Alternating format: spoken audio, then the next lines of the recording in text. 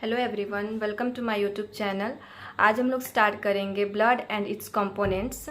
इसमें हम लोग सबसे पहले देखेंगे कुछ इंपॉर्टेंट टर्मिनोलॉजीज होते हैं जो इसमें वर्क करते हैं, हेल्प करते हैं। जैसे कि हेमेटोलॉजी, इसका मतलब होता है स्टडी ऑफ ब्लड। जब हम लोग ब्लड की स्टडी करते हैं तो उसको एक स्पेसिफिक नेम दे देते हैं जिसको बोलते हैं हीमेटोलॉजी।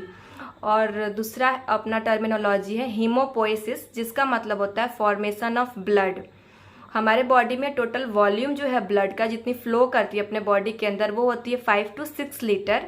और ब्लड का पीएच होता है 7.4, जो कि स्लाइटली अल्कलाइन नेचर का होता है। जो ब्लड है वो हमारे बॉडी में आर्टरीज और वेन्स दोनों के थ्रू फ्लो करती है। तो आर्टरीज में इसका कलर क्या होता है?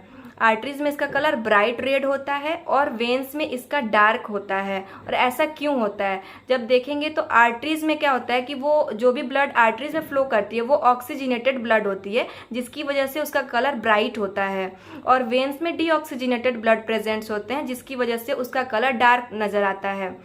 ब्लड के कंपोनेंट को स्टडी करने के लिए एक मेथड का यूज़ करते हैं जिसको सेंट्रीफ्यूगेशन मेथड बोलते हैं, जिसमें हम लोग ब्लड को सेंट्रीफ्यूज करते हैं। हाई स्पीड पे उसको रोटेट करवाना होता है सेंट्रीफ्यूगेशन मशीन में डाल करके।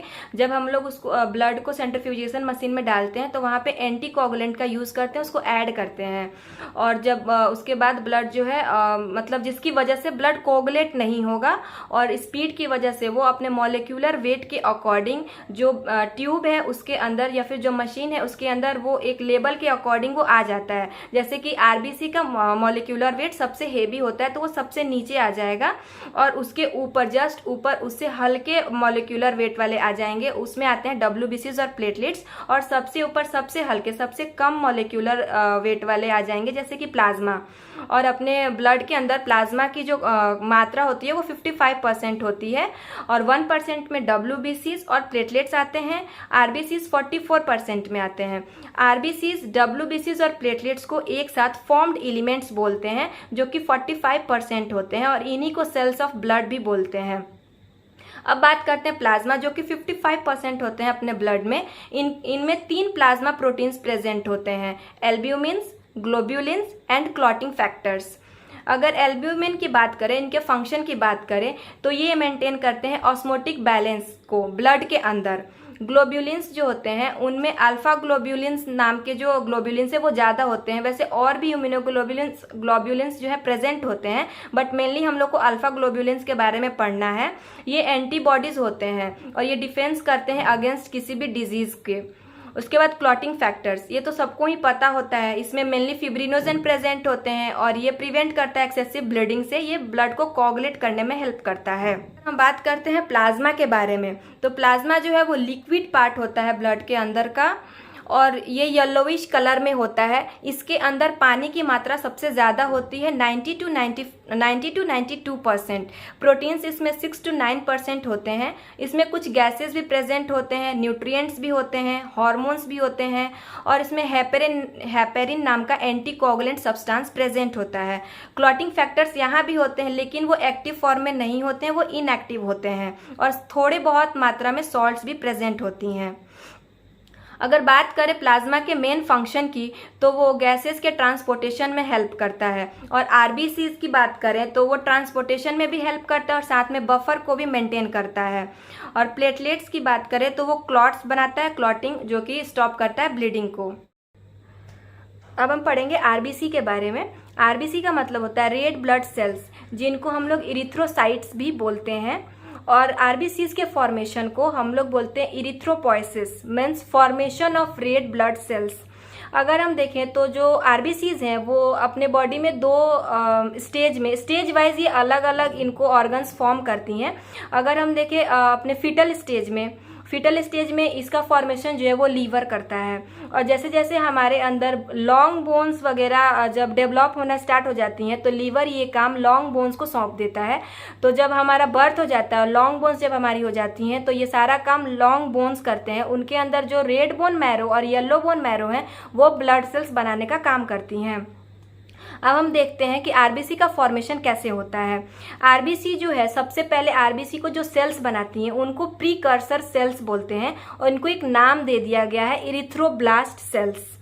जब ये इरिथ्रोब्लास्ट सेल्स ग्रो करेंगी अभी मैच्योर नहीं हुई हैं, ये अभी इमैच्योर हैं, लेकिन इनका ग्रोथ हुआ है। इनके अंदर क्योंकि ये सेल है तो न्यूक्लियस भी प्रेजेंट होगा और ऑर्गेनेलिज भी प्रेजेंट होंगी। तो यहाँ पे न्यूक्लियस भी होता है, गोल्गी बॉडी होता है, माइटोकॉन्ड्रिया होता है, इंडोप्लाज्मिक रेटिकुलम्स होंगे, कुछ कुछ लाइजोसोम्स भी होते हैं और थोड़े बहुत अमाउंट में हीमोग्लोबिन्स भी प्रेजेंट होते हैं। अभी क्या होगा कि थोड़ा मतलब जहाँ हम लोग का बन रहा है ये रेटिकुलोसाइट्स, इनको रेटिकुलोसाइट्स नाम देते हैं। और अभी यहाँ पे विटामिन B12, फॉलिक एसिड और आयरन के प्रेजेंस में इनका और ज़्यादा ग्रोथ होगा और ये मैच्योर कर जाएंगे। किनके प्रेजेंस में?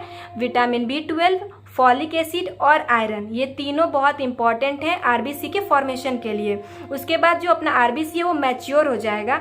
जो आरबीसी मैच्योर हो जाता है तो उसमें न्यूक्लियस एब्सेंट होता है, कोई भी वहाँ पे ऑर्गेनेलिज प्रेजेंट नहीं होती हैं, सिर्फ वो एक बैग हो जाता है हीमोग्लोबिन का, वो एक पाउच होता है हीमोग्लोबिन का और कुछ उसमें प्रेजेंट नहीं होता है।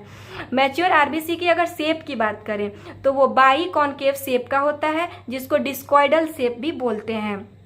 और वो क्योंकि इन्यूक्लिएटेड उसको बोलते हैं या ए न्यूक्लिएटेड भी बोल सकते हैं क्योंकि वहाँ पे न्यूक्लियस एब्सेंट है। जब हम लोग एडल्ट हो जाते हैं तो आरबीसीज रेड बोन मैरो बनाती हैं जो कि लॉन्ग बोन्स में प्रेजेंट होती हैं। वहाँ पे yellow bone marrow, red bone marrow दोनों प्रेजेंट्स होती हैं।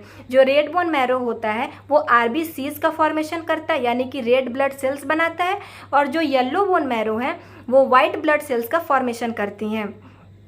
अब अगर बात करें कि हमारे बॉडी में जब ज़रूरत पड़ेगी इमरजेंसी के टाइम में, ऐसा कोई ब्लड बैंक प्रेजेंट है क्या? जो कि हॉस्पिटल्स में प्रेजेंट होते हैं। कभी कोई बहुत बड़ा एक्सीडेंट हो गया तो इमरजेंसी में हमारी बॉडी भी तो हमारे लिए बहुत कुछ करती है, तो वो फिर उस टाइम क्या करेगी? तो उसके लिए हमारे बॉडी में स्प्लीन नाम का एक ऑर्गन प्रेजेंट होता है जिसको हम लोग इमरजेंसी ब्लड बैंक बोलते हैं, या फिर आपने सुना होगा ग्रेवयार्ड ऑफ आरबीसीज भी बोलते हैं। जब इमरजेंसी पड़ती है तो स्प्लीन जो है ब्लड भी बनाने का काम करता है, कि सिर्फ स्टोर करता है आरबीसी को।